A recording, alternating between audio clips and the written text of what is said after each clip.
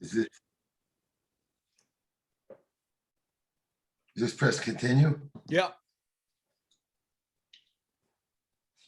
All right, here we go. Hey, everybody. This is Ryan Kidd, the human B-side.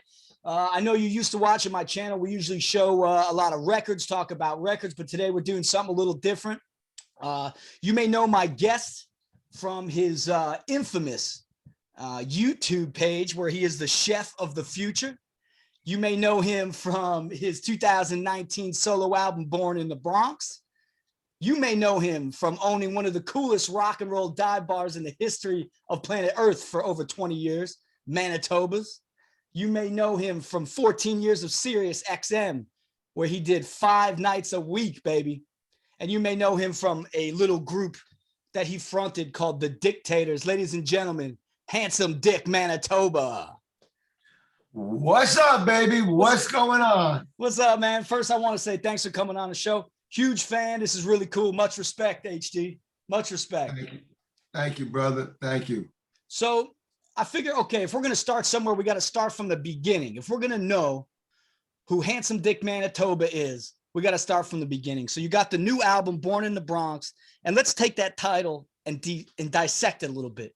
You were born in the Bronx. It's January 29th, 1954, and little Richard Blum is born, soon to be Handsome Dick Manitoba, but not yet. Not yet, baby.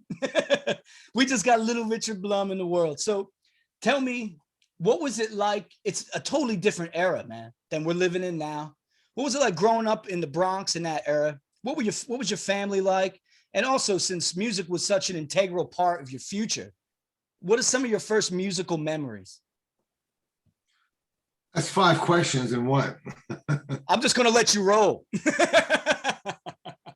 Growing up in the Bronx,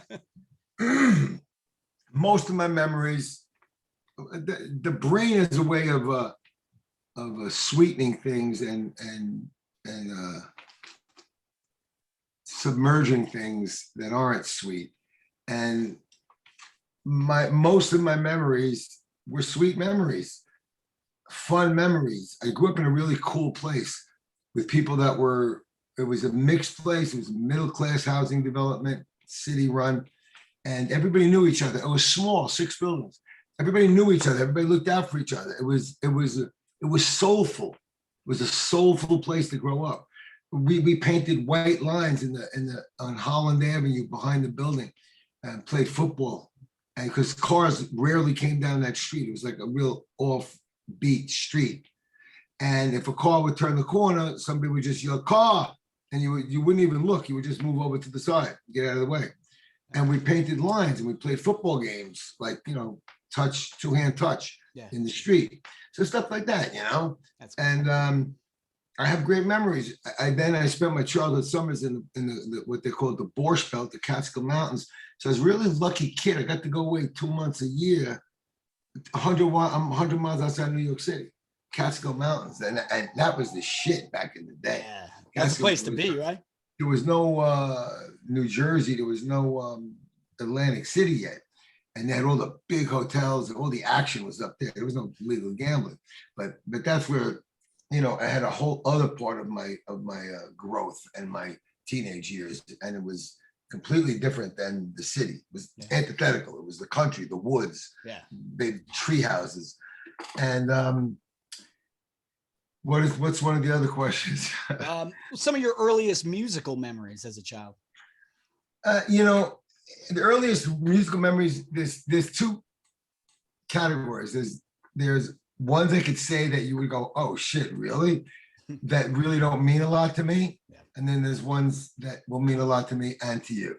Like, we used to go to this place called Freedom Land in the Bronx. It was an amusement park, an amazing amusement park in the shape of America.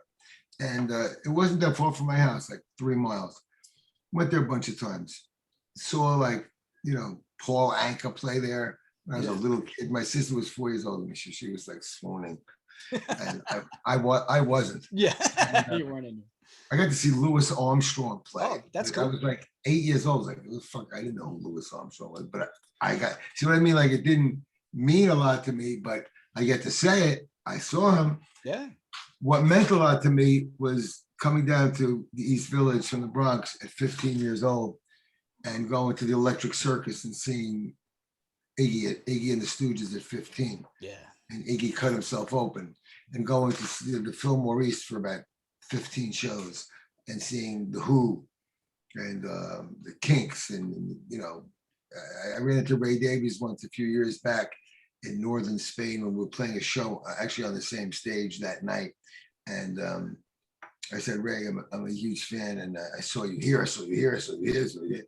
And I said, but you know what show was amazing? I go, it was Spirit, the Kinks, and the Bonzo Dog Doodah Band.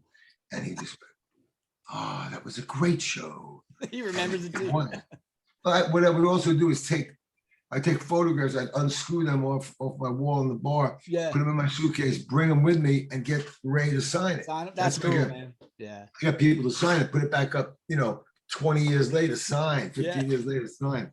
So those were my earliest, you know, I mean, what can I tell you, man? Jay Giles Band coming up, when they were first coming up, one of the greatest live bands ever, opening up for the MC5, MC5 and the Birds at Spring Weekend at New Paltz, upstate New York. The Stones a few times, Elvis Presley once. Yeah, they say, you know, the saying is one of the great things about getting older is your concert stories. Yeah. You know, and many, many, many, many, many, many more. That's amazing, man. Those are some great shows. And I'm in Memphis, so I'm in Elvis land. Yeah. And don't hold it against me, but I'm originally from New Jersey. You know, I have a thing about people, like sometimes you say to people, where you from? They go, oh, Jersey, or where you from? Ohio. Like they're in New York and they think it's like lame. And I go, listen, your parents went to Ohio and fucked. What did you have to say about it? That's where they fucked. That's where you were born. They fucked in New Jersey. That's where you were born. No, you didn't say, I want to go to Jersey. Dad, Mom, listen, before you get it on, take me to New York, you know? Very, very simple. I like that. To the point, I never thought about it like that. That's you off the hook. So those are some of the earlier musical memories you have. And you're what? You said you're 15 at the time. So in about 5 years, you'd be actually playing with some of those bands. Yeah, well, the Dictators had a fanzine called the Teenage Wasteland Gazette, which was like the literary version of the Dictators. It was like silly, ridiculous, outrageous, crazy, funny, stupid, you know, smart. Like the Ramones was smart, stupid, you know. And you know, after a while, I was like, what's the coolest thing in the world? Band, you know, girls, get high, band, rock and roll, the coolest thing in the world. Let's be a band. But I wasn't a musician, so I was the band's best friend. So they had to figure out something for me to do. So they made me a roadie, and I was like, you know, took a lot of drugs and drank a lot of booze. I wasn't a good roadie. I broke things, lost things. You know, I can tell you things I broke and lost. They're kind of funny now, looking back. Can I ask you? I heard a story where you ripped an awning off of a club. Yeah. Is that true? Well, I had a 12-foot box truck, and I'm driving with my head out the window, driving around in circles in an empty parking lot in New Jersey, looking for like the door, like where the entrance or where to load in.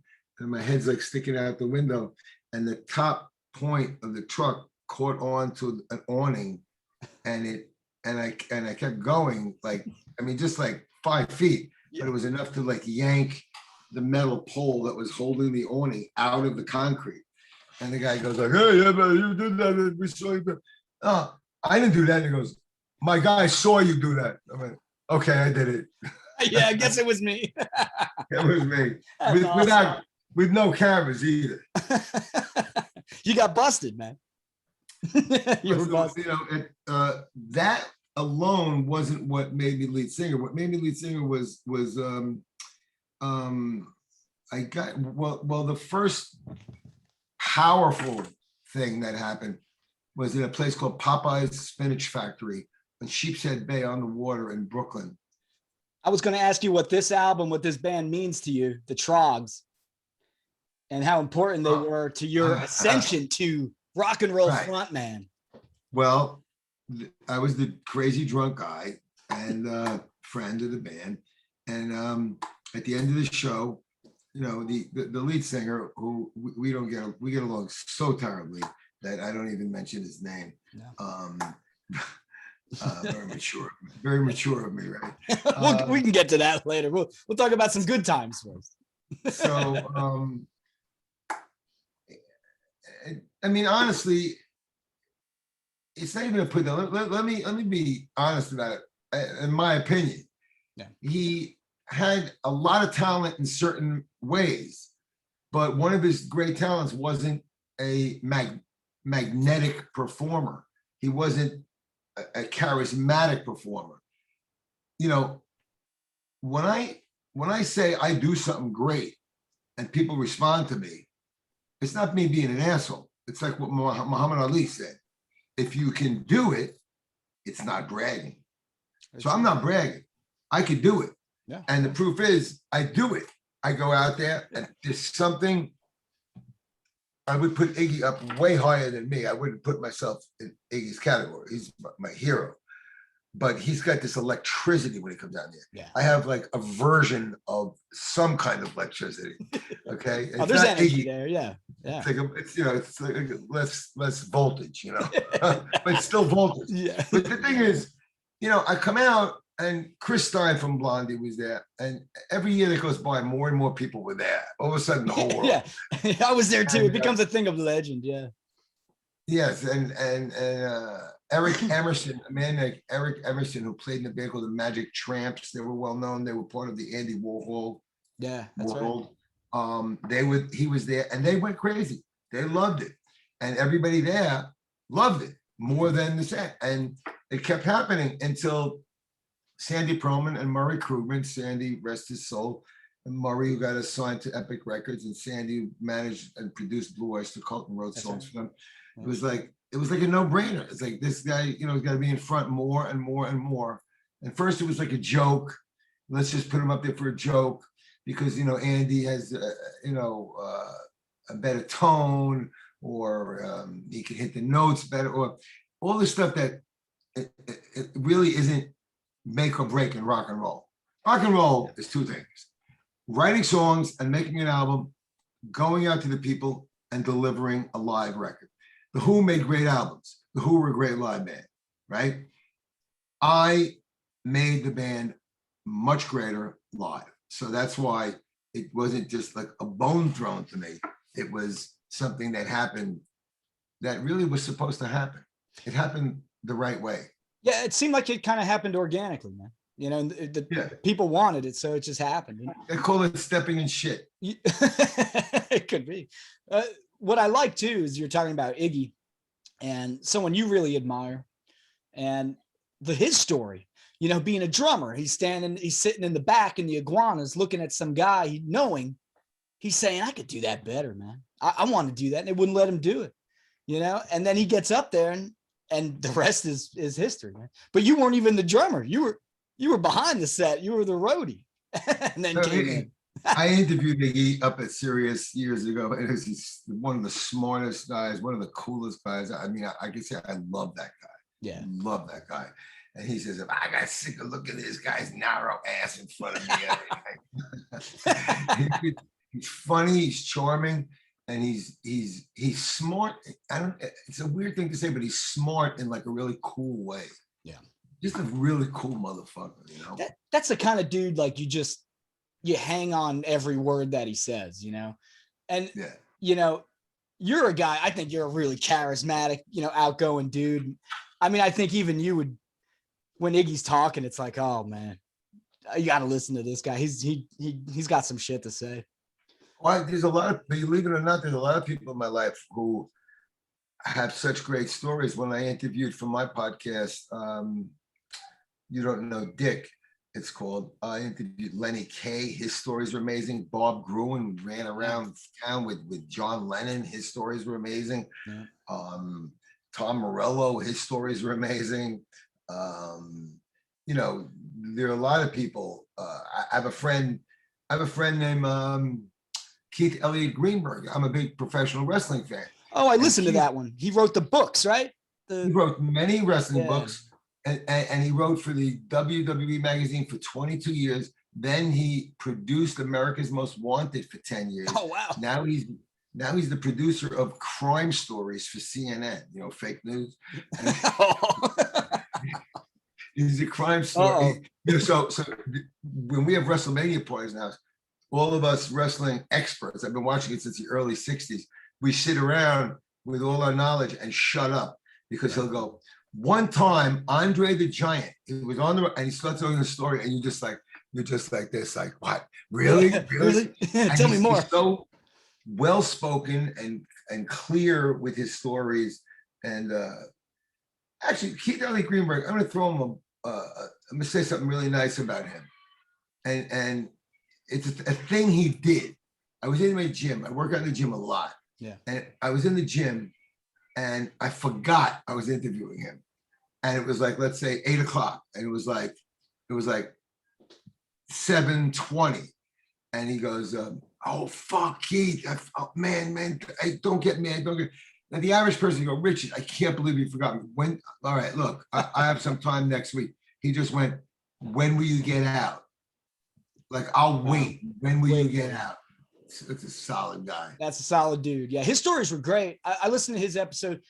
I remember something about, like, he wrote like 2 Iron Sheik books, but they never got published because the story was so screwed up, man. That guy was wild. The Iron Sheik was wild, man. But I thought that the original Sheik was wild too. Yeah. And the last one you did, man, was excellent with Wayne Kramer. Wayne. Yeah. Wayne, old friend of mine. I want to bring back this how do you say LGBT? How do you say LGBT. Yeah, that's it. Yeah. Okay. So there's this woman, Maya, who was born a Italian Sicilian man. And I run into her in the supermarket and we just talked for an hour, like fluidly. And I've had her on, but the talk is so good that, talk is talk. I think the problem, I have a problem with my podcast. Like yours is music, rock and roll, records. People, I met this lawyer, this woman who, all relationships, everyone wants to talk about relationships. Yeah. I met people who talk about drugs and drug rehabilitation. So the thing is, mine is, it's like the Dictators were. We weren't the Ramones, we weren't thing. We were punk, we were hard, we were heavy metal, we were surf. Like I interviewed my defense attorney. I interviewed Lenny Kaye. I interviewed a guy from Rage Against the Machine. I interviewed an LGBT. You know what I mean? Like, yeah. It's like whatever to me is interesting. I tell you the truth, that's what Joe Rogan does. I mean, he does a much better job than me. He's really fantastic at it. But still, that's what he does, A to Z. Yeah, I think that's a part of the charm of it, because you go to the website and, man, you don't know what it's going to be this week. You know it's going to be something good, but you just don't know what it's going to be. And the free form of it could go anywhere. Just because you're talking to a LGBTQ person, that doesn't mean that's exactly what you guys are going to talk about. Well, yeah, we'll touch on it at least. Yeah. I have a friend who's a big UFC fan, and he trains, and I want him to come on like once every month and us to go over what's going on, like a little capsule version of what's happened, what's gonna happen, what we think, what you think. And then I had this girl, Bullpen Betty, who everyone told me we made an amazing combination about baseball, but she's her time is valuable. She works full time, and it's tough to pay her. I mean, she said, well, if you start making money, you can give me this, give me that. But she's not real. I don't think she's really into it anymore, unless it was something like I'd come down once a month and you give me $150 or something. Yeah. And she's great. Me and her are great together, but it's just the way it is, Yeah, she's an encyclopedia, man, of knowledge. It's pretty wild. And she's like college educated, and I'm not, and we take the piss out of each other. That's why it's a good balance, I know. It's fun. Yeah. If you had two people that were exactly the same, it'd be lame. I wish she didn't have a job. Go lose your job. Yeah. I was laughing in the last one because Wayne Kramer's audio was kind of messing up, and you were like, Wayne, get it together with the audio. And I felt like it was like two friends. Like I felt like I was in a room with two old buds.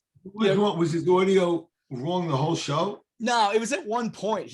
Maybe he was just like too far from the mic. And you kept telling like, wait, get in the microphone. And it was just two like old friends kind of bickering at it. Like, because before I do my show, I do like a 10-second talk back. I say, and I say, is that like, all right, do me a favor, talk a little louder, do it again. I'll do it again. Then when the volume is right both ways, I say, okay, that's where you should talk from, that like 1 inch, 2 inch area. And he's Wayne Kramer. What can I tell you? Yeah, you're not going to tell him where to stand. Yeah. Interestingly enough, you spent some time singing for the MC5. DKT MC. Yeah. All right. So those songs are really hard to sing, man. Some of them. Yeah. So I sang the ones that weren't. So tell me a little bit about your experience with working with Wayne. We had the what's her name? I'm trying to think of the name of the band. Then her name will come to me. I'm so bad. I do. People like, oh, he can't think of any names. He can't think of anything. The Bell Rays. That's the band. The Bell Rays. Lisa Kakaula. See, it came to me. There you go. She's just like almost like this soul singer, black shit, big afro, and like we'd get to Italy and like I would like be like I'd be warming up and drinking hot water, and she would like crush the eyes, roll out of bed, get on stage, and sound amazing. And just kill it. Yeah. She just had it. Yeah. So she sang, the really hard, high pitched. So Rob Tyner had a much higher pitched voice than me. I would say like, I take a laser beam and I use it like a stone axe. Oh yeah, it's so much easier for me. Yeah, so, that's as far as it got you there. Yeah. One time,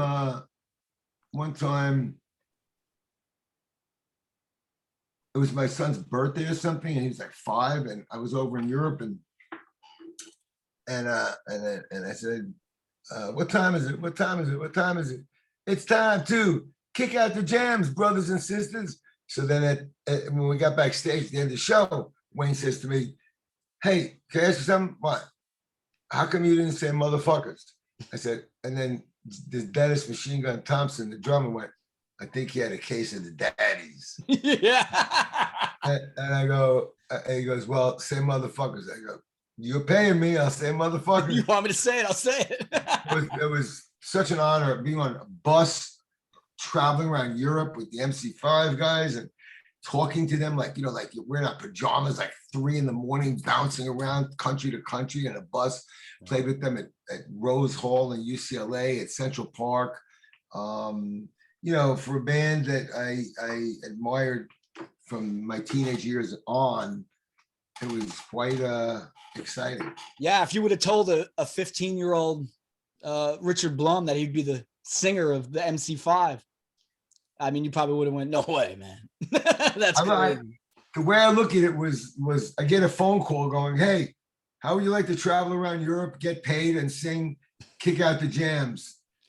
Okay. Sure. That sounds good. That's a good deal. You could say no to that. Yeah. So we talked a little bit about your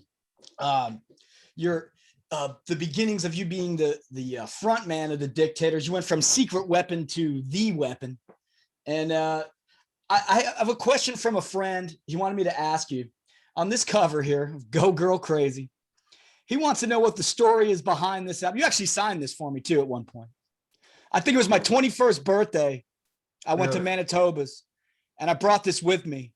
I was like, if he's there, man, I'm going to get him to sign it. You were there. Really? Yeah. And, oh man, you were great.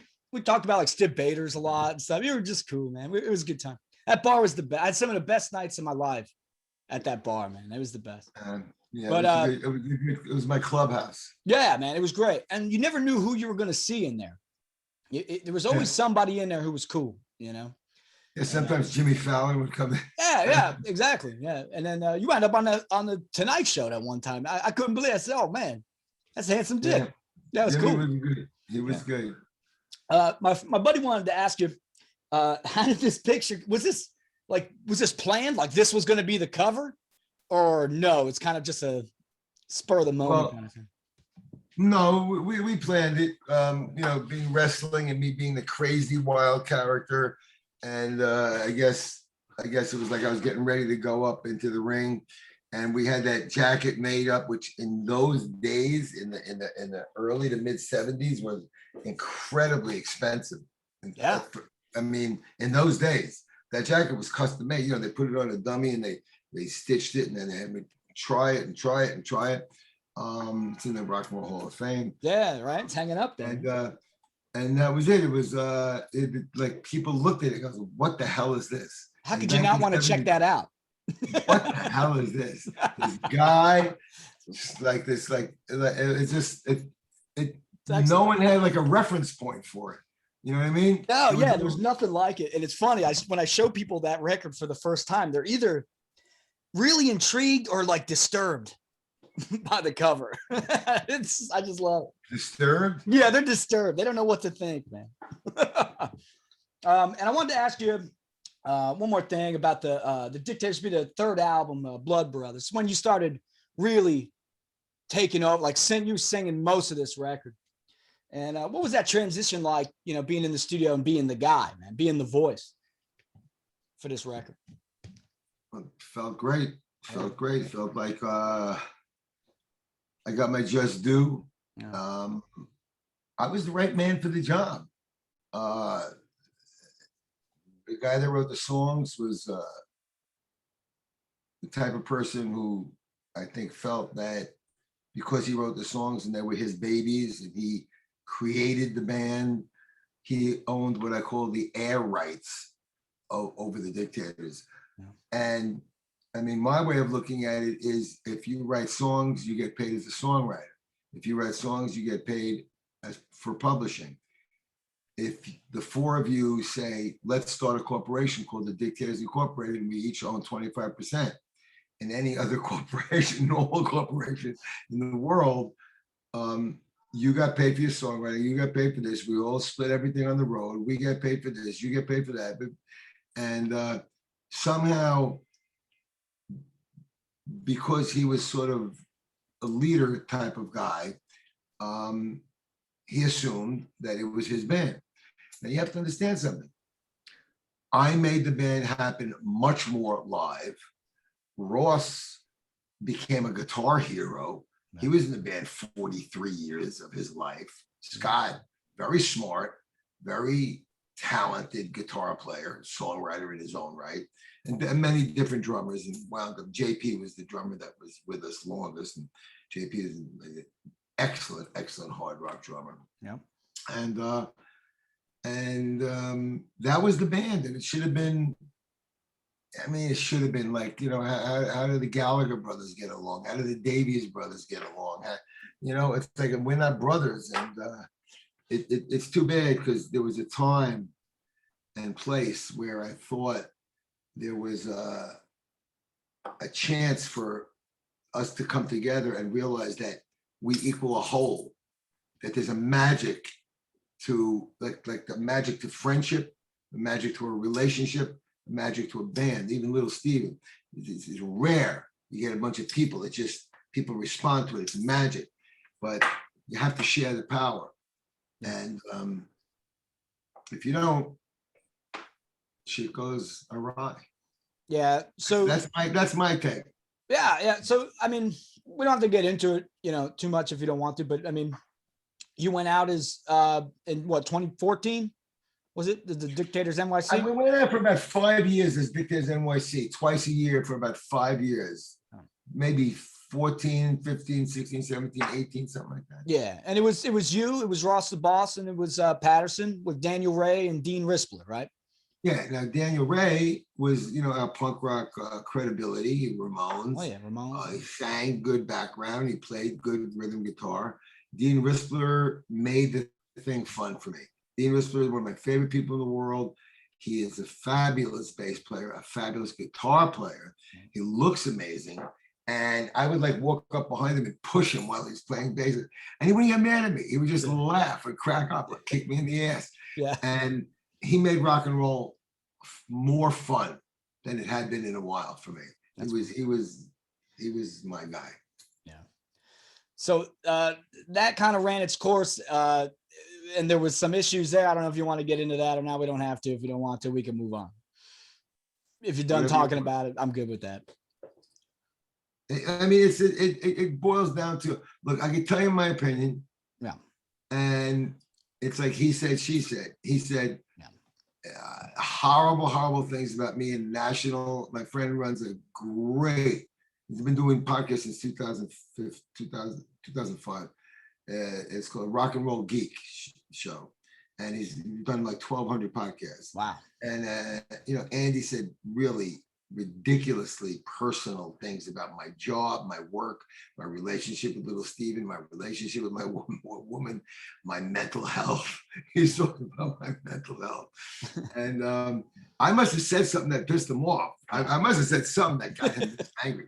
He was saying crazy, like to me, what cops have, I'm friends with a lot of cops. And cops have this saying, I don't know if they're allowed to use it anymore. It's called, it's 3 letters, hold on. It's called,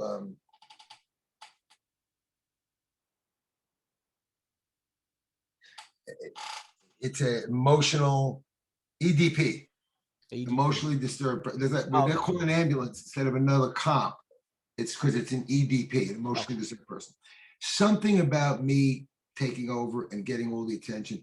See, when we were growing up, Scott and all them, they read every magazine. They knew everything. They were obsessed with everything. I just fed off of them because I love music, but they were like insane. Yeah. So I just fed off it. They turned me on to Flaming Groovies, turned me on to this, turned me on to that, turned me on to the Stooges, Yeah.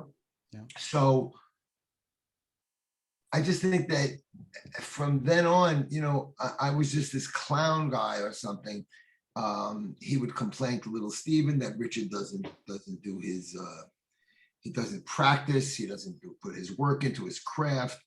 And then I had little Steven call me up saying like, you were amazing the other day and stuff like that.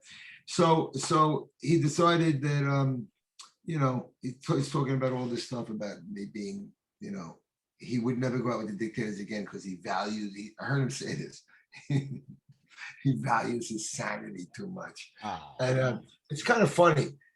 It's kind of funny because I got to give myself credit for this because here's a guy who had cats in his life, right? Cats, okay. He had cats. Never got married. Never had a long time girlfriend. Worked in a wine store. Never made a lot of money from the Dictators. His mommy died.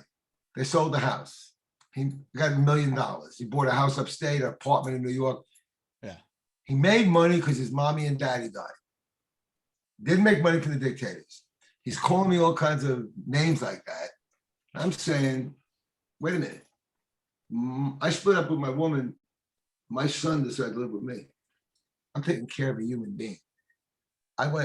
Yesterday I made 2 phone calls to a school and 2 phone calls to 2 different doctors. You can't be that nuts and take care of another human being that well. Yeah. Okay, so that's my defensive posture back. But to me, he's got some weird, it's with me, it's not with everybody. He's got some weird emotional problem with me. And I don't know what it is. And after all these decades, I don't care what it is. I'm trying to like, go be the Dictators. They're not even the Dictators. He bought the name, the Dictators. Yeah. So they're the Dictators. You know what I mean? You could have bought the name. You'd be the Dictators. Yeah. It's ridiculous. Like, so he's got the name. You tried to go out as the Dictators NYC, and then it was changed to Manitoba, right? Like something totally different. We changed it, and then this guy who interviewed him said, well, Ross went out for 5 years under that name too and made money. Why aren't you mad at him? And he went, I'm mad at him too. Just like that. I'm mad at him too. But he's not, he's in a band with him. He's not mad at him. He's in a band with him. I'm the bad guy. I'm always the bad guy to him, and I'm always like, out of my mind and nuts. Meanwhile, he married a puppeteer. He married a girl who does puppets. Yeah. And got money from his mommy, and he never made any money for the Dictators. You know what the odd thing is? The drunk roadie with no musical talent made more money than all these guys put together. Yeah. The 14 years I worked for little Steven, forget it. Yeah, and we can move on, and I want to talk about that because the show was great. It ran for 14 years, 5 nights a week. You were on LA drive time. I mean, prime time, man. You were That's in good. Good millions point. of cars, man. Yeah, and I wanted to talk to you about. So you're a lead singer of a band. You got the charisma, man. You got the energy you're giving to the people. You can feed live shows from the people too. But then you get in the arena of radio and it's just you in a room with a mic, right? I mean, what's the challenge there to get over that hump, or you just kind of, it was natural to you? What happened with that? It's a craft and it takes time. Like when I listened to the first 10 shows, it's like anything else. When I listened to the 50th show, when I listened to the first year, Steven said to me after 2 weeks, you sound like you've been on radio all your life. After a while, I allowed myself to be Handsome Dick Manitoba. Like, unless I did something really bad, I said, no, I gotta do that over again. I would always take a lot of pride. I would do the take over again. But there are a lot of times I made mistakes and stuff. And so Manitoba, the fuck is wrong with you? I need to talk. Or I talked to somebody like I had an engineer in the room and I didn't. I just made it up. And I just Yeah, they don't know. made it up. I made it up as I went along until, like there's like Handsome Dick Manitoba bar owner, Handsome Dick Manitoba stage presence, Handsome Dick Manitoba speaker, Handsome Dick Manitoba, radio guy. Yeah. I just apply that at some point, craftsmanship wise, to what I'm working on. Yeah, that's really cool, man. Because it really came through in the show. It was genuine, and it was cool. Just like the podcast. And the podcast we were talking about before, if people don't know. Lemmy, I'm sorry. It's like Lemmy once said to me, he goes, somebody once accused me of selling out Manitoba. He goes, what am I going to sell out to? What am I going to become? I'm Lemmy. You're Manitoba. What are you going to not be Handsome Dick Manitoba? What are you going to become? That's great. So we were talking about You Don't Know Dick. I don't know if I mentioned that. That's Manitoba's. That's his podcast. You can find it on handsomeDickManitoba.com. And it's on all the other ones. Like it's on iTunes and all that other stuff too, right? Yes, Stretcher, Stitcher. Yeah, whatever. Yeah, I just go to the website. Google Play. I tell people go to my website. It's got everything, and you can look at the bar pictures. Yeah. All the bar pictures are there from Manitoba's, which is on Avenue B in New York City for what was that? 20 years? Yeah, it's still closed. I wonder what they're gonna do with it. Oh, there's nothing there yet? It's all boxed up. Oh, bummer, man. It's like I know what they're gonna do. They're gonna extend it and they're gonna make some sort of restaurant probably. Oh, I think I remember seeing a video. Maybe it was like the building next door you were looking at, and there was like flowers on the windows, and you were laughing like that was what was next door to like Manitoba's bar. Now I remember watching. That was maybe a year ago or so, 2 years ago. They got a great tattoo parlor 2 doors down. That's cool. Yeah, I remember going to there was a deli across the street. Yeah. Sunny evening. Yeah, there's pretty good sandwiches over there. You get like 100 sandwiches. Yeah. You get like a little liquored up. You go get a sandwich at the deli. It was perfect. And then you had Tompkins right across the street. Go and hang out. It was cool. That was the trip. You could bring the sandwich back in the bar.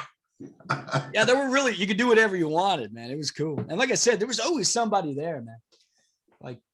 And I met a couple guys from Stiff Little Fingers there, a couple guys from the Vibrators. I mean, if people were in town, they were hanging out at Manitoba's. So that was really cool. It was like, there really wasn't any places left from that era. People say, I hear people walking down the street going, 8 blocks away, CBGB's was around here. Like they don't even know. But there were very few places left to go that were, I mean, the thing was, I was a living, breathing organism. It wasn't just like a bunch of pictures on the wall. Yeah, you were there. Yeah, you were a pillar, man. You were a pillar in that place, and it was cool for. It was cool for us people like my age too. Like I said, I spent my 21st birthday there. Who I loved like the 70s punk stuff. It's my favorite stuff. So that was a place you had to go, man. And then there was always you'd be talking to your buds like, hey, maybe Manitoba will be there. And maybe he'll, talk some shit. Maybe we'll get him to tell us some stories about, and you'd always deliver. You'd always start something along the way. Yeah. Always have a story. Oh, it's always something, But yeah, those are That was a great bar, man. And so I want to talk about the new record, man, the newer record from 2019, Born in the Bronx. And that was the record this is the first solo record you wrote. We wrote every song on this record, right? Yeah. Yeah. And you know, I signed with a really tiny little record label. I didn't expect to make any money out of it. You know, even Little Steven's company, you know, he's got money and he's got some really good bands on that label, Wicked Cool, but it's none of my business. But how much money are they making playing, selling like rock and roll? Like you're not Green Day, you're not selling 20 it can't be records, you know. Yeah. So I just wanted to get it out there, and the problem was that it was really upsetting to me is, I mean, everyone says this shit, oh, this is great, I'm really doing great. I work really hard on those lyrics. If you take apart those lyrics and look at them, they're really smart, fun. It's a real, like my show, it's like an A to Z. I have a ridiculous song. I have a sad song about a guy killing himself in real life, a musician. I have 3 romantic songs. Yeah. I have songs about the Bronx. I have songs about, you know, like 9 different subjects. Yeah. And each one is really well thought out, and the lyrics are great. I don't know. The thing that was upsetting to me is I had called up Sirius, and you know, I knew Steven wasn't going to play anything. We weren't getting along great. So the thing was, I called up other people at Sirius and said, you got like 70 music stations. 1 out of 13 songs can't be played. Yeah. And then I read like 10 amazing reviews. Each record, each song would be reviewed and broken down and why it's good and how it's good. And I thought, okay, it's great to be online, but where's Rolling Stone? I've been doing this 45 years. Where's Variety? Where's, you know, there were like almost no reviews in major things. It was like, you know, I wasn't the biggest star in the world, but I was Handsome Dick Manitoba from the Dictators, my first solo album. Like, it just got ignored totally. So I just thought, you know what? I enjoy laying in bed at night, having the TV on, and I got my notepad on my iPhone, and I just start writing lyrics. I have about 12 to 14, anywhere from 1/3 done songs to 3/4 done songs. And the newest song is done. It's going to be mastered. Cool. It's fucking great. That's awesome. I was going to ask you what you're writing now. So that's great. Yeah, there's more stuff coming. This one has there's a friends of mine who have a band in Germany. Like, I sent them these lyrics. The next day, this guy sent me this music. I said, that music is great. The first time I heard it. Yeah. So I put the music to the lyrics. And we fotzed around with the chorus a little, because I believed what the guy said. It's all chorus. Chorus has got to be killer. Yeah. And my chorus it fit. It was good, but it wasn't killer. Yeah. And so I said, no problem. I'm not married to any idea except being great, as great as you can be. Yeah. So we changed the chorus around to really catchy, and it sounds really good. And then we got Arno Heck from the Uptown Horns to play saxophone on it. Cool, man. And it's called DeLuise Nation, and it's about an Italian family in the Bronx that when we were in grade school, there was like Johnny Boy DeLuise, Stevie DeLuise, Richie DeLuise, and Johnny Boy was like in my age group, and everyone was scared of him because of his brothers. And it was like the world of the DeLuise. The DeLuise Nation. You wouldn't mess with him. Yeah. I saw Johnny Boy. I saw Johnny Boy get in a fight, and he just whipped out his, what they call a garrison belt. I tried to buy one online. You can't buy more than 1.5 inches thick. What is it? Inch and 3. It's called a garrison belt. Garrison belt. He would whip up his belt and just start whipping the kid. And then every fucking day, the principal, Miss McNabb, we had little speakers in every classroom. It would warm up. It took a minute to warm up with tubes. So we go, this is Miss McNabb. John DeLuise, come to my office. John DeLuise, come to my office. Like every fucking day. Every day, like clockwork. And it's really funny lyrics. You know, like his older brother is 19. He's in 7th grade. You know, stuff like that.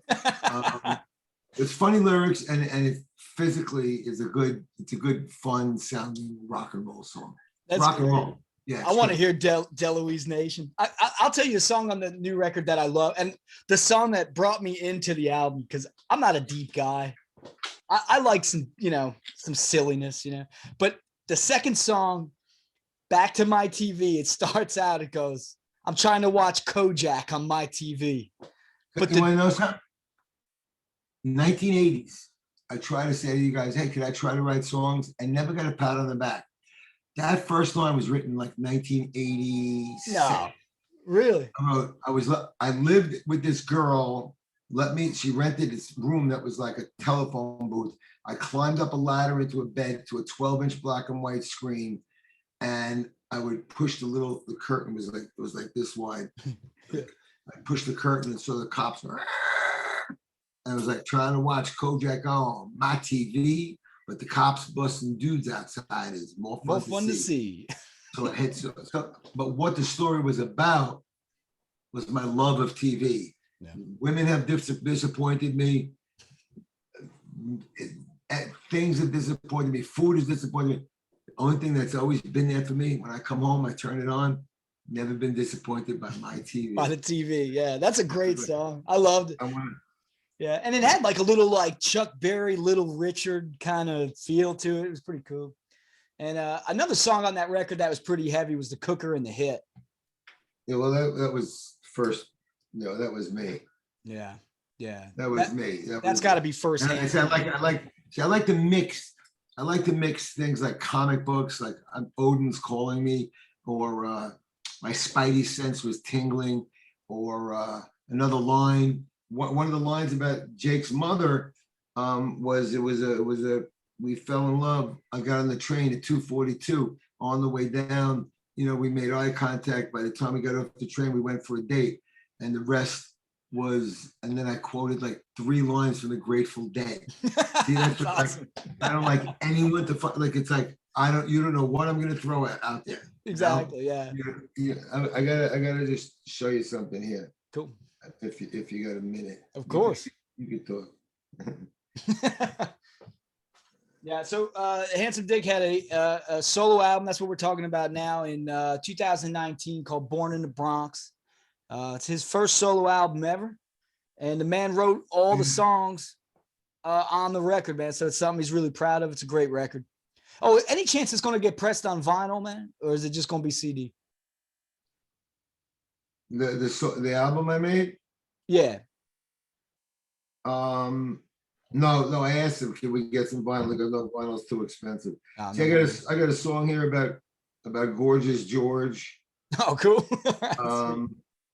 But you see, I don't just write. It's not just a song about the man. It's a song about the man. It's a song about the end of World War II. It's a song about a new invention called television. It's a song about 3 shows on a day. One of them was wrestling. He was the first heel in wrestling. So it's a song about, at the end of World War II, people looking for silliness and frivolity and just lightness. And they had Uncle Milty, and they had a kid show called Kukla, Fran and Ollie.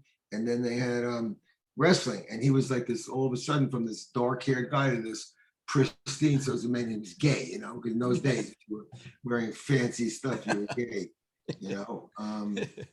So that's a song you're writing now, or it's written already? You know what? I gotta look back over it. I have so many fucking things here. So the new record, is it going to be these guys from Germany backing you up? That's pretty cool.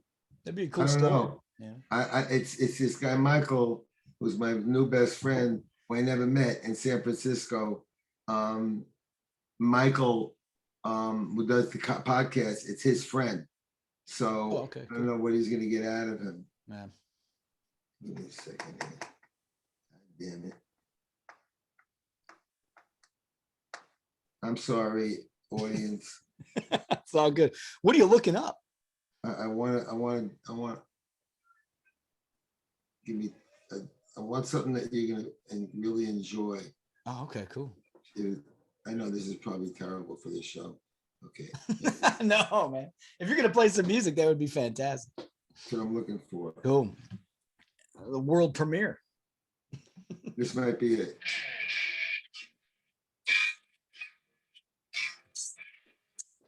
You hear it?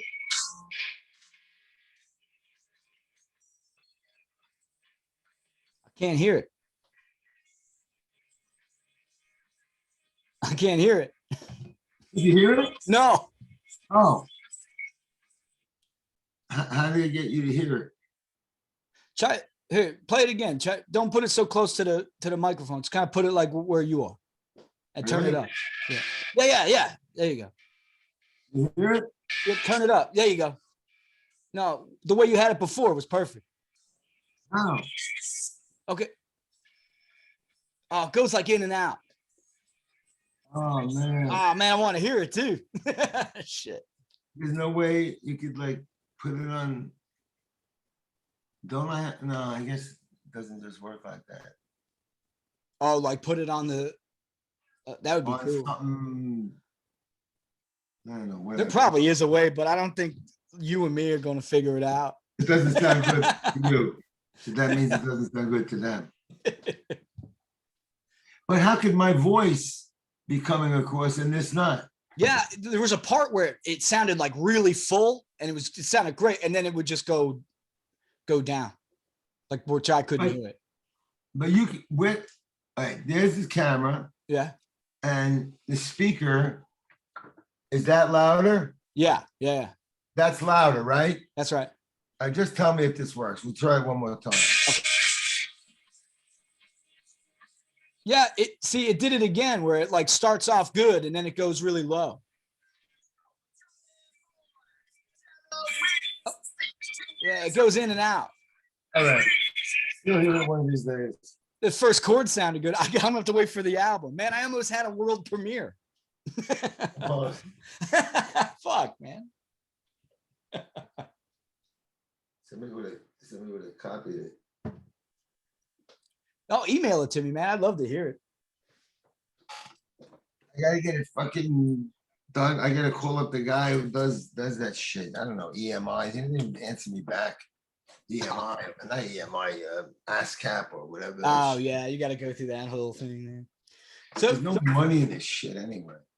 I like doing it. I just, Well, that's why I thought it was kind of funny about the, not to bring it up again, but the Dictators thing. Like, how much money is there to really be made with that? I mean, it's, a lot of people go, but it's like clubs and, there's. If we went, Dictators NYC made more money than the Dictators ever made. Yeah. Twice a week, twice a year, we went 3 weeks. 3 weeks to Europe in the fall, 3 weeks to Europe in the spring. We made cash and we came home with really good cash. Yeah. And it was worth it. It made, if you add the two things up, it made my year better. It made my year easier, my whole year easier. Not a ton of money, but easier. Like getting like a really good raise at work. Yeah. And for doing what? Being you, just going out and doing it. That's cool. When you love it, get up in the morning and you like what you do, man. That's important. So are there going to be shows coming up for you? Are you doing anything? I don't know. I have two ideas. One is to figure out a band, and I doubt it's going to be a permanent band. Yeah. It's just too hard to keep together. There are offers, I have offer possibly to put something together in the West Coast because there's a band there that are friends of mine. Yeah. And if we can figure out a way economically to go out to the West Coast and do 7 or 8 shows, I'll go do, 7 or 8 shows in great. 9 days. I'll do 7 shows in 7 days. I don't care. Then in New York, I'm playing on the 31st in Jesse Mallon's club, Bowery Electric. 31st. And I have an unbelievable band. Like, I have an amazing drummer who's an amazing keyboard player, who's an amazing band leader, who's an amazing musician. Awesome. I have a guy who sang lead. What was the band? Pretty Ballerina, and the 60s, really sweet pop band, really hard to sing stuff. And this guy sang it great and plays great guitar. Cool. Right. Then I got this other great guitar player who sings really well. And then I got this bass player who's playing with Monster Magnet now, who are friends of mine who I've known since the 80s. And the band is great. And then I was gonna have Tish and Snooki come up and sing background vocals. I was gonna ask Arno if he wanted to come for one song, but I don't know if I want it. I might as well ask him. Most he could say is no. Yeah. And then I wanted to ask my friend, I haven't asked him yet. I'm gonna ask him over the weekend. Eric Amble, Del Lords. Oh, cool. I thought that more than devoting a whole thing to Scott, who's sick, Yeah. I thought that it would be really good to pick a song out that fits and have Eric come up and play with us on the song. That's and, nice. And it gives me a chance to say something, or him to say something, or both of us. That'd be really nice. Yeah, that'd be cool, man. So July 31st, Barry Electric. Yeah. Now the other choice is, and this is something, it's not flushed out, but it's been flushing in my head, is me with like 2 guitar players behind me who could sing, something like that, doing, like I said, cover tunes, Dictator tunes, Wild Kingdom tunes, a couple of my tunes, break in 2 of my tunes at a time. Maybe the 5th show we'll do 3 of my tunes. And then I want to have a Bluetooth thing where I have pictures on the wall where like I'm not sort of making fun of things that I'm talking about. That'd be pretty cool, man. Yeah, like you could do like that could be the lead into some of your, maybe stories and stuff, This show is called Handsome Dick Manitoba Back on Broadway. That's what I love it. Cool. But that would be called the Handsome Dick Manitoba Variety Hour. Yeah, that would be fun. Now I saw that would be like songs, stories, and like look at that guy. He's a picture and video to go with. That'd be cool, man. Yeah, I saw David Johansen do something. He just had like an acoustic player, and he did a few Dolls tunes, some covers and stuff. It was cool, man. It was pretty cool. Yeah, something like that. Yeah, it'd be fun. A little bigger. Yeah, exactly. And it people want to hear the stories, man. That they love it. It's great. But like that guy that's on HBO, the English guy, is really funny, and he takes on all subjects with the glasses. With the black glasses. Is it Oliver? Yeah. John Oliver? Yeah. Yeah, John Oliver. Yeah. And when he always has that little thing in the background showing a picture of like, it'd be like 2 pigs fucking, so like we had a run-in with Kiss. So I'd make fun of them and show them, I'd say, like, look, here's Kiss in their regular attire, and I show them as Hasidic Jews, stuff like that, just like, boom, make fun, boom, make fun. If you can go right through. Wait, story. Did you actually have a run-in with Kiss? Yeah, it was the famous story. I don't want to give it up. All right. Well, we got thrown off the tour. We got thrown off the tour because I imitated Paul Stanley. He didn't like that. Well, I saw what they did every night, and they were very smart, and they had a great idea that worked. Not my thing, not my kind of rock and roll.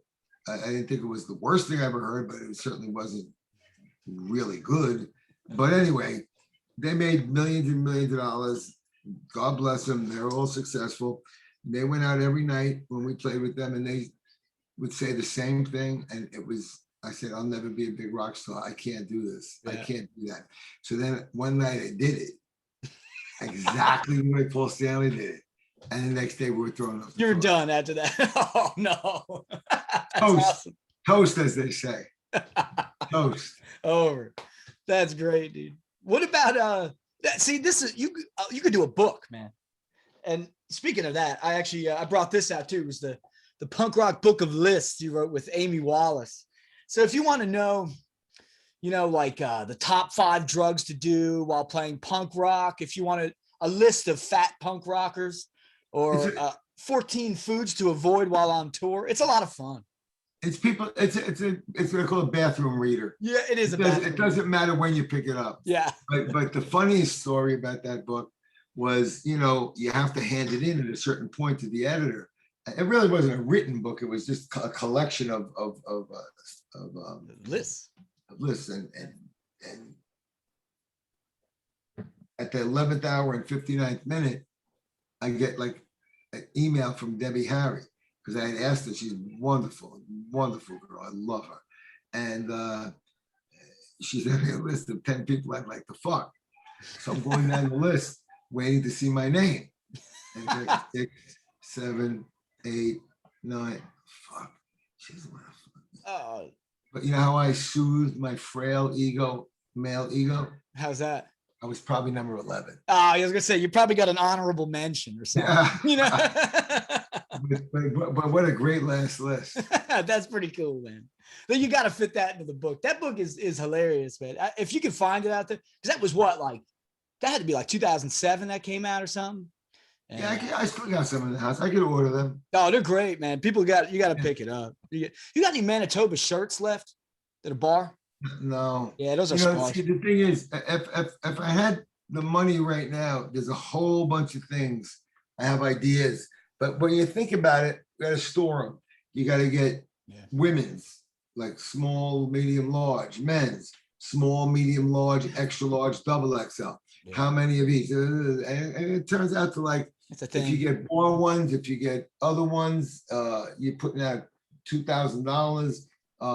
You getting it back, you know? Sure. So like the bar ones would probably sell pretty good. But I have one I wanted to make up. You know how like I used to have Manitoba 316, like Steve Austin. Like Austin? Yeah, it's great. Yeah, well, there's a new one I want, which is Genesis something. And it's taken from the end of one of my favorite movies ever, In Cold Blood. Yeah, there you go. Cool. Yeah, and it's mind-boggling. I mean, it's so powerful. That'd be a cool shirt. You should just do limited runs of the stuff, man. People want to snatch them up. But I was thinking of putting the back on it, but then a lot of writing on the back, I don't think goes, right? Yeah. I don't think that goes. I don't really like backs of t-shirts done, to be honest. What? I'm not into the backs of t-shirts. I don't care about them. Yeah, but you know what? I got one that has NY with Hebrew letters, like NY, and the back says Jews for Jeter. That's the pass. You get the pass on that one. That is so fucking Manitoba right there. That shirt was made for you, dude. It is. Look what I just found. I found an album, the credits. Andy Chernoff, Neil Cooper, the design credits, lyrics, mastered credits, and the last thing listed is vocals, Handsome Dick Manitoba. Come on. You know what I mean? That's not that's not mean-spirited. It's a little, you feel a little disrespected. What album is it? I don't know. I found it. It's like it's do I feel disrespect? It's not giving me who I was. It's not real. It's like giving the guy who mastered the record ahead of me. Yeah, that is kind of fucked up. I see that. Crazy. Hey, speaking of Jews for Jeter, how about the picture in the background there? Yankee Stadium. What about it? What year is that? That's like the early Yankee Stadium. 1923, first year. I'm looking for something to show you now. Oh, okay. Now I'm looking again. Here we go. Why can't, like, I have like 43,000 photos. Hold on. But people go, this guy, what the fuck is this guy doing? How come he's not talking? Watch the amazing Handsome Dick Manitoba flip through his phone. No, but if I find this, you're gonna dig it. You're gonna dig it. Oh fuck. We got Yankee Stadium in the background, and then we got that's 1923. That's the opening, first year of Yankee Stadium. And Joan Jett, my friend, gave me a platinum.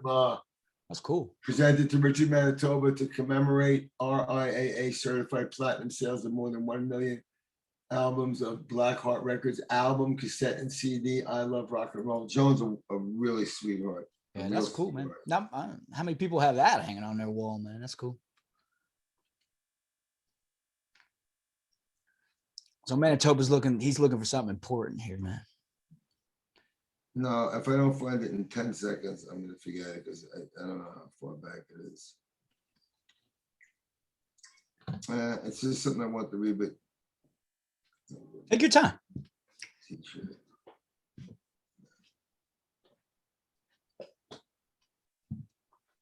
Okay, hold on. What did I say?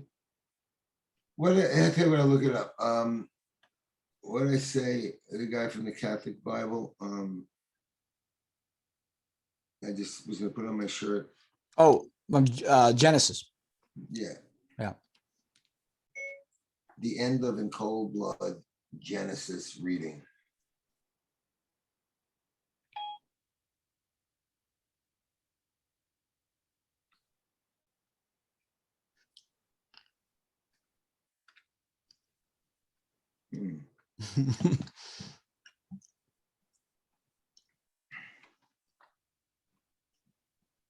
What'd you get?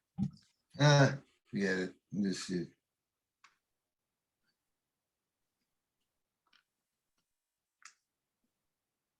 It's so intense that it made me want to make a t-shirt at least the front. And that's going to be the new shirt. That's cool. Well, people bought Manitoba in the 316 even without knowing what it means. And I don't have to look at it cold blood. It's just Genesis. That era. Genesis in the Bible.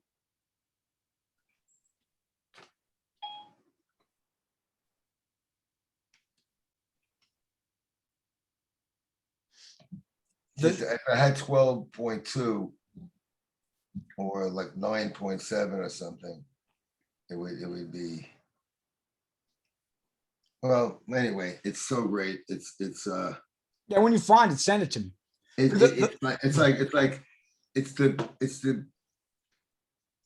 in the courtroom and it's the district attorney going, it says here you would think, according to the Bible, that the killers were the innocent ones. It says here in the Bible, and it says like book 10, thou shalt not kill. Genesis 9:12. And it says something like, let he who sheddeth man's blood by man shall his blood be sheddeth. And then the Bible closes loud. And it was like, it took the jury 4 hours to come back. It was such a great one. Oh, dude, you didn't need Google. You just did it. Yeah. Yeah, man. That's all you need is the old bear. It's one of the greatest movies ever. It's just, people don't know it. It's hard to get. It's hard to find. Yeah, so people don't know it. Yeah, the Manitoba 316 was great too, because that era of wrestling was out of control. It was like the Attitude Era with like Stone Cold and those guys. Yeah, it got bigger and bigger and bigger. I always say Vince took over $1 million business his dad left him and made it $1 billion business. Yeah. I really like the old ones though. In the old days, the guy would come out with black tights and a black cape, and we put the cape up like this, and he was that man. He was a heel. Yeah, that was bad. Fireworks. There was no fireworks going off. There was no ladder matches. Yeah, it was just like punching, kicking, gouging, choking. Yeah, because when I started watching wrestling, was that like that Attitude Era, and so you're so overstimulated, like with this crazy shit, ladders and tables. And I remember one time, like Steve Austin drove a beer truck down the thing into the ring, and you were like, this is the coolest fucking thing I've ever seen, and it's then like my son watching those movies, they have like 6 of them now. What are they called? They're like Fast and Furious. Oh, yeah. I think it's like 10 of them. I can't, a rock and roll that you're talking about. I can't take it. My eyes and my ears are like assaulted. Yeah, everything's car crash and noise, and it's too much. Yeah, but I like watching that Attitude Era, and then I remember my old man telling me about the old wrestlers. He tried to show me that stuff, and I'm like, all right, but you got to take it for what it is. That was a different time. The way it grew. Exactly. You have to. What you have to do if you want to be smart is whenever you watch anything, you have to think, what was the world like then? Yeah. And to me, that's why King Kong was better in 1932 than any remake they ever made. What are they gonna do? Make The Godfather again with cell phones? You know what I mean? Yeah. You know what I mean? I didn't like any of the King Kong remakes. It's all the CGI and stuff, and Your father wasn't overstimulated. Yeah, because there wasn't that many things to stimulate. There was like, you go to a movie, you go to dinner, you go to a game, you go to your friend's house. Yeah. Now it's like so overstimulated that if you see that, it's lame and boring, right? Yeah. Well, now you've got this, and everything in the world is right here. Right. And you could just sit on your couch and watch anything, any kind of crazy shit you want in the world. And it's a blessing and a curse, I guess, at the same time. Exactly. Exactly. Like many inventions are, like Yeah. splitting the atom. Yeah, there you go. Exactly. I think we're getting a little deep here, man. Yeah. I mean, it's true. It's true. There's always, an upside and downside. And as usual, people fuck things up. Yeah. I'm coming down the street. I just posted this online, and I try not to. I go out of my way to be conscious, not to get into fights with people. So this girl's walking down the street. It's on my police block. I live a block away from the precinct, and I'm walking down the street, and I almost get hit 100 times a day by motorcycles and cars and the street by bicycles. Yeah. So I said, "Oh, thank you very much." And she comes at me with this attitude. Like, "Thank you very much for walking your bike." And she comes at me. What did you say? Like that. Yeah. I said, "Thank you very much for walking your bike on the sidewalk, not riding." And she goes, "Don't thank me. I do what I want." And I was like, it's like a fucking generation of Eric Cartmans. Yeah. Totally, dude. You don't know me. I do what I want. I don't thank me. I do what I want. I'll go on the sidewalk and fucking run people over. And I just went, you know what? You're not exactly the brightest bulb in the pack, are you? Wow, that's crazy, man. You can't go further than that. Well, that's why I liked you gotta post more on YouTube, man, because you would do the piss to capacity shit. That line of those are great, man. You got to do more. I'll do that tonight. Yeah, that'd be great. I'll do piss to capacity. Yeah, do piss to capacity. I get lazy. Like in my head, I'm gonna make deviled eggs tonight. Yeah, and then I get like tired, and lazy, and then the band is waiting for me to make a guest list up, and I had to get up really. Like the first day in 6 months, I missed in the gym because I got up really early for my son, take him to the doctor's appointment, and then I just couldn't. I just was just too tired to go, and no matter how tired I am, I go. You always do it, man. Today I couldn't make it. You were telling me, man, you're hitting the gym like 6 times a week. I'm going, I love it. It's got me through the pandemic. I lost a bunch of weight. I want to lose a bunch more weight. I want to be as light as I can be, and I want to have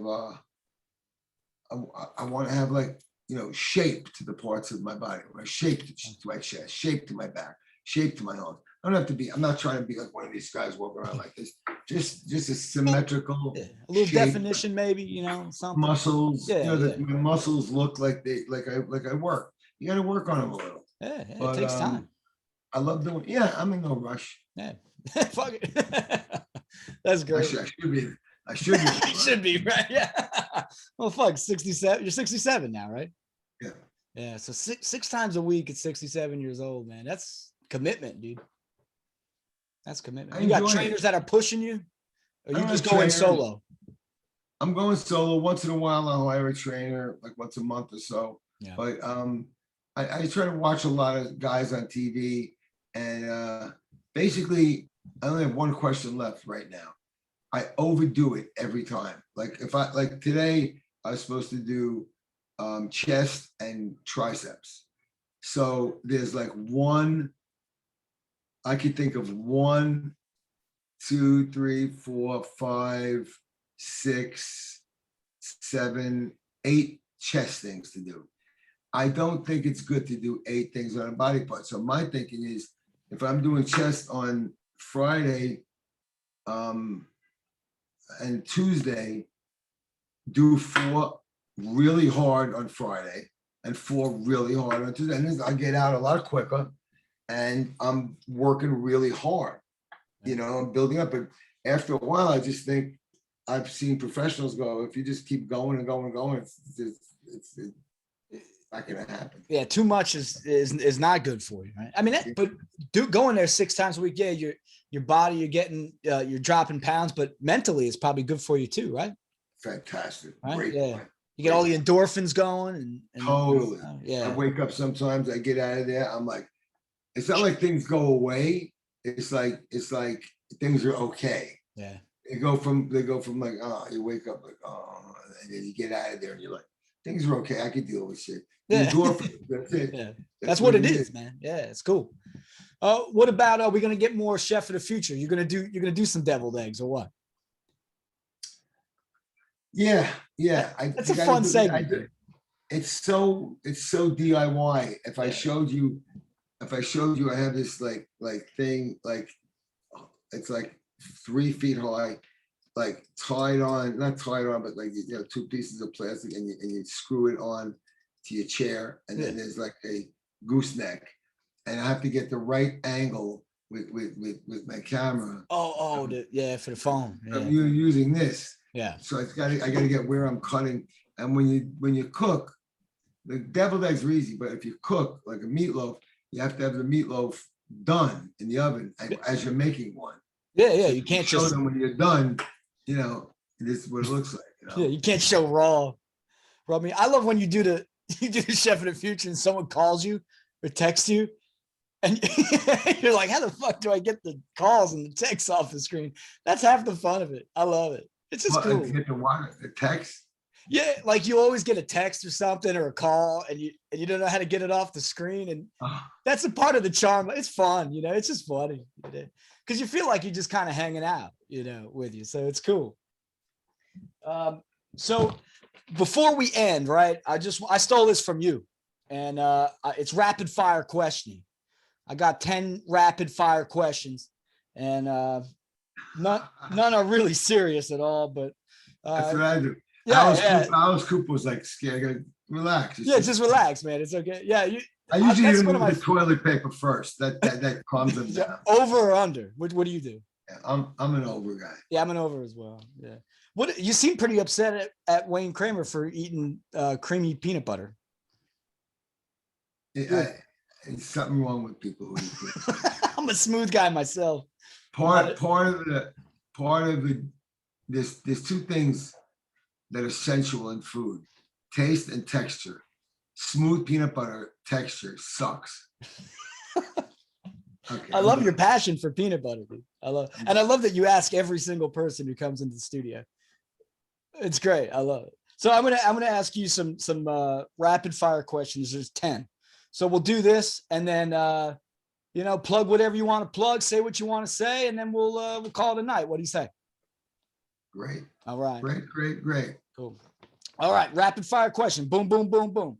In their prime, who would win in a fist fight, Chuck Berry or Jerry Lee Lewis?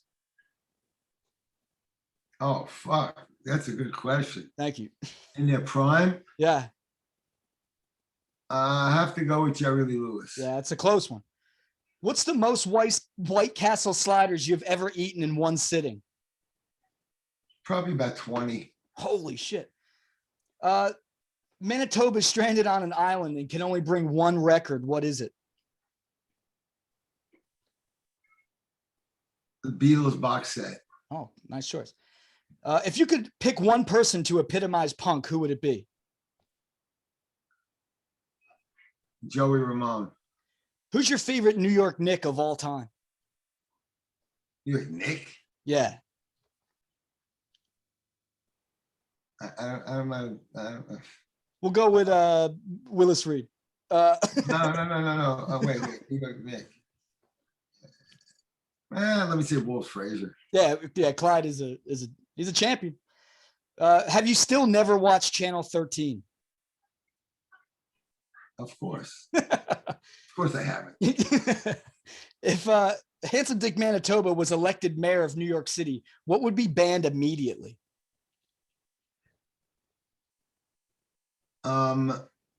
Decaffeinated coffee and breast reductions. Do you still think Lou Reed is a creep? I think Lou Reed is stone cold brilliant and a creep. Stone Cold Brilliant Creep. Beautifully put. Do you sleep with the TV on or off? On, and at the last second, I lunge for the button and shut it off. But sometimes it's on when I wake up. Sometimes it stays on. You But don't most make of the time I Sometimes sleep you with don't it make on. And the last question is, what's a topping on pizza you find blasphemous? Oh my God. Do I have to give you one? Oh, you could go ahead. I say anything that's not olives, prosciutto di Parma, hot sausage, sweet sausage, anchovies, grated cheese, red pepper flakes, meatballs, anything that's not that. It just keeps going. I love You it. you put pineapple on No. pizza. Move to fucking Ohio. Oh, dude, I'm crying. That's great. We should have started out with the rapid fire. That was great. You Watch can, me be called a race. Watch I'm a racist because Chuck Berry didn't win the fight. yeah, yeah. I'll be I didn't think canceled. Chuck Berry, not to make excuses, Chuck, like I have like segments in my head. Yeah. Like the greatest, the most beautiful rock and roll voice is Roy Orbison. The greatest rock and roller of all time is Chuck Berry. Chuck Berry, hands Charles, down, man. Yeah. Edward, the greatest pure rock and roll singer, class by himself, Little Richard. Yeah. And Jerry Lee Lewis is up there. I just thought he'd be more of a crazy wild man. That's all. Yeah. I mean, no, it's nothing against his music. He just would win the fist fight. Yeah. It's just Chuck. I mean, it would go what, 12 rounds? How come people aren't mad at him for marrying his 13-year-old cousin and they're mad at Woody Allen? Well, here's the yeah, I don't know. That's a great question. People sometimes want to separate the man from their art sometimes, and sometimes they don't. I don't know why, but I'm a person who separates a guy from his work. Like you could be a total freak. I mean, look at Chuck. I mean, Chuck's one of my favorite ever, but he was a madman. Who? Chuck Berry. He was doing some wild shit, but does that make his songs any worse? No, they're great songs. They're brilliant. Best. The best. That's why we have the Rolling Stones. What can you say, man? You can use that Chuck Berry, Jerry Lee question if you want in your next rapid fire. I might borrow it. Yeah, that might be good. Yeah, that'd be good. But man, thank you so much for joining me. I had a blast. That was great. Just bullshit. I hope you enjoyed it, man. I hope I did you right. Yeah. So anything you want to tell the people out there? Anything you want to plug? Everything that I have is all in one place. It's called handsomeDickManitoba.com. My podcast is You Don't Know Dick. On YouTube, sometimes when I'm in the mood, I'll just spew and occasionally cook as the chef of the future. And keep a look at it if I'm playing live. Handsome Dick Manitoba, baby, back on Broadway. Let's go, baby. What else I got? That's it for now, I guess. That's it for now. HandsomeDickManitoba.com. You're the best. Take it easy. Thanks, brother. Be good. Thank you, man. Hope to see you soon. You got it. All right. How do you